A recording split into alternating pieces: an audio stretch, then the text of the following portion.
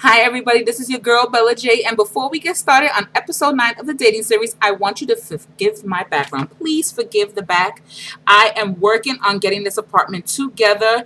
It's been sitting in my mind more so now, like I already want to change colors and I want to get a backdrop divider so I can not worry about the back and we could just worry about this, okay? So today's article is ways that marriage can bring out your worst. And of course, this is mood time with the dating series, but these are ways that can mess up any relationship, whether it's long-term, short-term, you're married, you're cohabitating. These are issues that are going to cause major problems. And this article is by Charles J. Orlando. Charles J. Orlando is a relationship expert and author of the best-selling book series, The Problem with Women is Men. Find out more about him on his website, www.theproblemismen.com. or visit him on Facebook for real world love advice. Okay, so ways that marriage can bring out the worst relationships. Period. Marriage is the legal, religious, and or spiritual joining of two people. Typically, these two people are driven by love, romance, and desire to be together. But love is the easy part. Cohabitation and long-term relationships offer more challenges.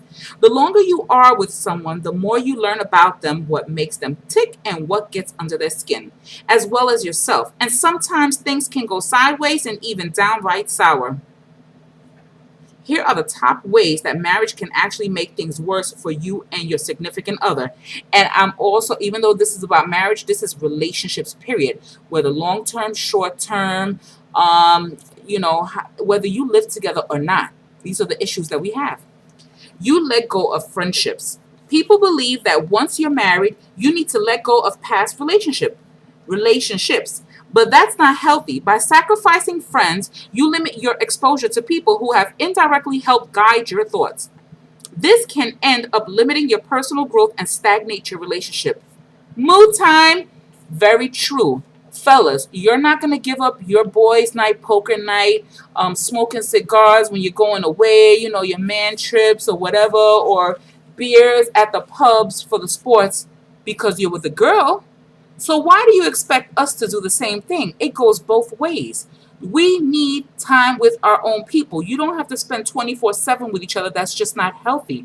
That would be control issues, jealousy, the whole nine. No, it's called trust and understanding and letting y'all go your separate ways, hanging out with your people, and you come together. It's just a matter of respect and trust in a relationship. You fight dirty. If you know the little things about them, you hold a lot of power in an argument. In relationship terms, it's called going for the jugular. Meaning you say or do the precise thing that is the ultimate insult and thus win the fight. But the aftermath is often worse than the fight itself. And that is so true. It really is bad when you go below the belt like that, which I tend to be a little bit sarcastic. But when you really go for the jugular, there is no coming back for that one. Oh gosh. Okay, so you withhold sex, love, emotional support when dating.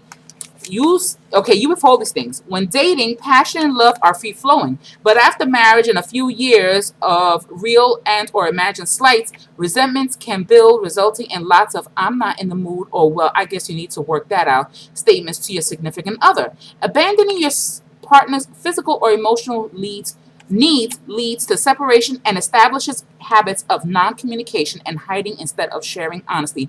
Moo, moo, moo. This is so true. Why are you withholding sex? Why are you withholding any type of intimacy or communication from each other? Let me tell you something. If you don't know already, I've already said the physical, the spiritual, and the mental are so important in relationships. And I am not going to give that up or withhold it for you just to hit below the belt or to make you suffer. The fact of the matter is, if you don't get the spiritual, mental, and physical from each other, you're going to go someplace else and look for it. And that is a big no-no. So moo. No. Me, ladies and gentlemen, especially the men, I have a high sex drive. And if I am with someone, the last thing you want to do is withhold sex from me because you're pissed off that I may have this something. Talk to me, okay? But withholding sex, withholding communication, that is a big problem. And trust and belief, I'm going to go somewhere else. And that is the last thing you want to do. Ladies, doing that to the men is not going to get you anywhere, and then you get messed up when he goes after them. Sorry to say, y'all call them thoughts and those these little has-beens, these little chicken heads. You get mad that he went to somebody else, but you withholding stuff from him. You can't do that. Y'all got to learn how to communicate. Point blank. If you don't know how to communicate, write a note and leave it, and y'all talk to each other that way. Find a therapist. Get divine intervention. Do something. But withholding anything, physical, spiritual, or emotional needs from one another is a negative. Okay, it is not going to work. You let yourself go. Hello, ladies and gentlemen. We've all known this. As couples exit courtship, which means you exit the dating. You've already been dating, now you're engaged and you're getting married, or you already are married and you're getting into comfortable with the single, being at home, cohabitation, all that good stuff. This happens even if you're not married, you're cohabitating for a while. Sometimes they don't feel the need to maintain their physical appearance. Why? Because you've already got the person? Negative. These actions or statements send a direct message to your partner that you don't value them and you don't value yourself. Actually, valuing yourself. Why do you feel you have to let yourself go? Because you're comfortable in this relationship, whether you're a lady or a man. That, ladies or gentlemen, it doesn't matter who you are. Why are you letting yourself go? Okay, fine. You want to cut corners and you don't feel like spending money at the salon because you're trying to save up for a special gift or a vacation. Then learn DIY. YouTube has a bunch of videos on how to do it yourself. But don't not stop doing something because you're comfortable. Don't stop getting yourself all fancy schmancy. You don't have to get all fancy schmancy, but you can get yourself and keep your physical appearance looking good. If you're a thick girl and you're getting healthy, you lose weight, that's one thing. But if you're small, you're petite, or you're fairly thick, slim to thick, and you allow yourself to get thicker just because, that's a problem. If something is bothering you emotionally, get the help, get a journal, start walking, do something, but communicate. Do not let yourself go. Fellas, that goes for you too. Don't get that comfortable and lay around smelly and with a beer belly and drinking cases. No, no, no, no, no. It's not going to happen.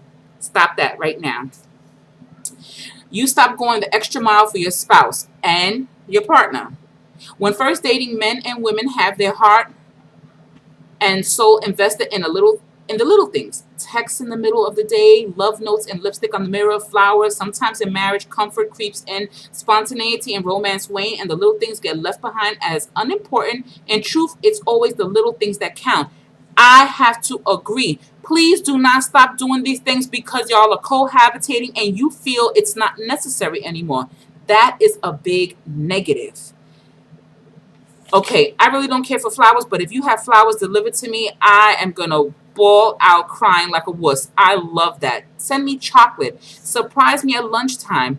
Let me do something for you. I don't know, whatever it is. You like poker night with the fellas and, with cigars and all that, then, I'll do something for you. But my thing is, keep the spice alive. Add more spice to the relationship. Don't stop and settle and stop doing these things just because you finally got your girl or you finally got your dude. You don't have to do these things. No, sweetie. Leave him a love note or a sex note in his wallet, okay? Right next to his card. When he sees that and reads that, he'll be prepared for you. Men, do the same thing. Send her a love letter. Leave something underneath her pillow or, take to the bathroom. Whatever the case may be. These little things mean a lot.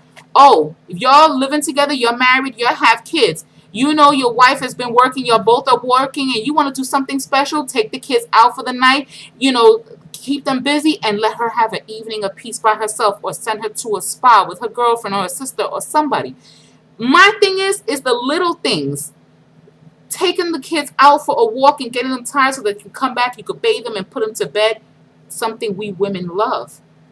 Ladies, your fella likes poker night or he likes cigars, get him some cigars. Or he wanted to watch the game at whatever game is coming up and his favorite team is playing and they're in town, maybe you buy him some tickets for him and his boys to go. I'm just saying there's different things at different levels of finances to help ease or to help add more spunk. You don't take away from it, you add to it, if that makes any sense. I hope I'm getting clear with that because my mind is racing.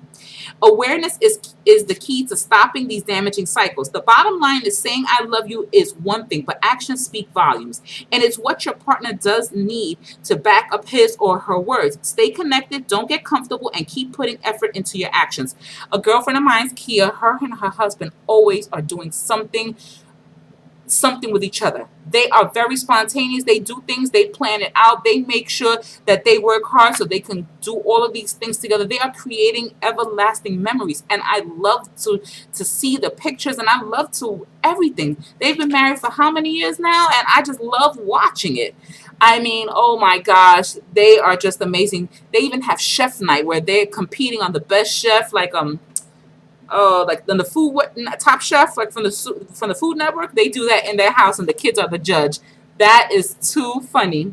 So, and there's a downside: phone addiction. It's summer. Put down that phone and enjoy the world around you instead. Yes, it's okay if you want to take pictures, but stop looking on Facebook, stop looking on Instagram, Twitter, Pinterest, and Tumblr, and Keek, and do videos, the Vimeos or whatever, the Vine, the Vimeos. Stop it. Just stop it. Go for a walk without looking at your phone. Go for a bike ride. Go to Governor's Island. Go anywhere in your township. Look what's going on in the city and go together without looking at your phone. Use it as the GPS, but once you get there, turn it on silent, and that is it. Enjoy life and everything that's there. The last thing you want is to have a romantic dinner and you're looking at your Instagram.